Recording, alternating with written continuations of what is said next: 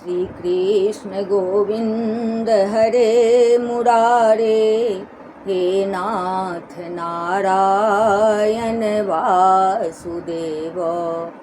हरे मुरारे मधुकैटभारे, गोविंद गोपाल मुकुंद कृष्ण। बोले वृंदावन बिहारी लाल की जय।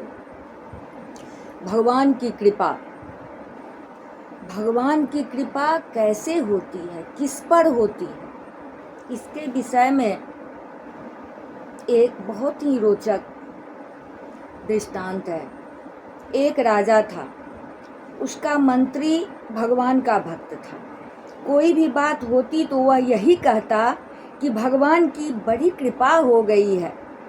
एक दिन राजा के बेटी की मृत्यु हो गई। मृत्यु का समाचार सुनते ही मंत्री बोल उठा, भगवान की बड़ी कृपा हो गई।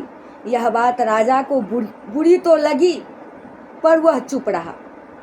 कुछ दिनों के बाद राजा की पत्नी की भी मृत्यु हो गई। मंत्री ने कहा, भगवान की बड़ी कृपा हो गई। राजा को गुस्सा आया, पर उसने गुस्सा पी लिया, कुछ बोला नहीं। एक दिन राजा के पास एक नई तलवार बनकर आई।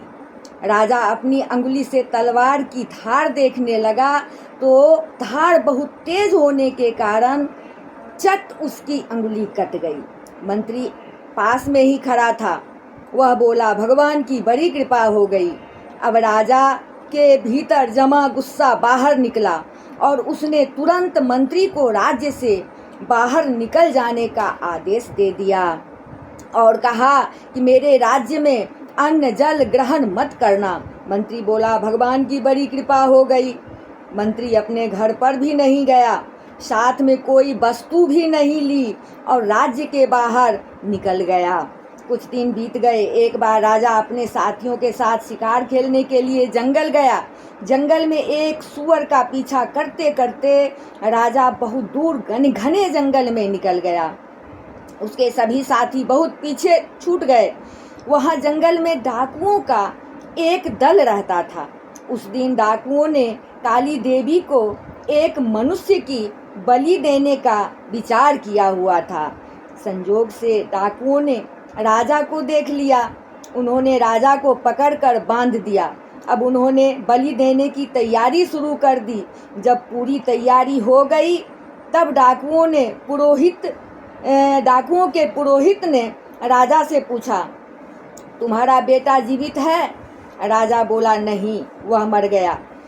पुरोहित ने कहा कि इसका तो हृदय जला हुआ है। पुरोहित ने फिर पूछा, तुम्हारी पत्नी जीवित है? राजा बोला, वह भी मर चुकी है। पुरोहित ने कहा कि यह तो आधे अंग का है, अतः यह बलि के योग्य नहीं है, परंतु हो सकता है कि यह मरने के भय से झूठ बोल रहा हो। पुरोहित ने राजा के शरीर की जांच की तो देखा कि उसकी अंगुली कटी हुई है। पुरोहित बोला, अरे यह तो अंग भंग है, बलि के योग्य नहीं है, छोड़ दो इसको। डाकुओं ने राजा को छोड़ दिया। राजा अपने घर लौट आया। लौटते ही उसने अपने आदमियों को आज्ञा दी कि हमारा मंत्री जहाँ भी हो उसको तुरंत ढूंढकर हमारे पास लाओ। जब तक मंत्री वापस नहीं आएगा तब तक मैं अन्न ग्रहण नहीं करूँगा। राजा के आदमियों ने मंत्री को ढूंढ लिया और उससे तुरंत राजा के पास वापस चलने की प्रार्थना की। मंत्री ने कहा, भगवान की बड़ी कृपा हो गई। मंत्री राजा के सामने उपस्थित हो गया। राजा ने बड़े आदर पूर्वक मंत्री को बैठाया और अपनी भूल पर पश्चाताप करते हुए जंगल वाली जितनी भी घटना थी उसे सुनाकर कि पहले मैं तुम्हारी बात को समझा नहीं, अब समझ में आया कि भगवान की मेरे ऊपर कितनी कृपा थी।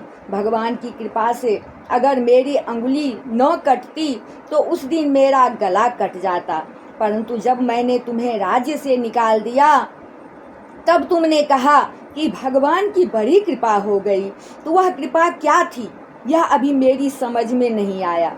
मंत्री बोला, महाराज, जब आप शिकार करने जाते तब मैं भी आपके साथ जंगल में जाता आपके साथ मैं भी जंगल में बहुत दूर निकल जाता, क्योंकि मेरा घोड़ा आपके घोड़े से कम तेज नहीं है। डाकू लोग आपके साथ मेरे को भी पकड़ लेते। आपकी तो अंगुली कटी होने के कारण बच गए, पर मेरा तो उस दिन गला कट ही जाता। इसलिए भगवान की कृपा से मैं आपके साथ नहीं था, राज्य से बाहर था, अतः मरने से बच गया। अब मैं पुनः अपनी जगह वापस आ गया हूँ। यह भी भगवान की ही तो कृपा है। तो भगवान की कृपा, भगवान जो करते हैं अच्छे ही करते हैं। भगवान कभी भी अनुचित नहीं करते, हर हमेशा भगवान उचित ही करते हैं। तो ये भगवान ईश्वर यो करोति शोभनम एव करोति, भगवान की इच्छा प्रबल है। भगवान जो करते हैं अच्छे ही करते हैं। बोल वृंदावन बिहारी लाल की जय।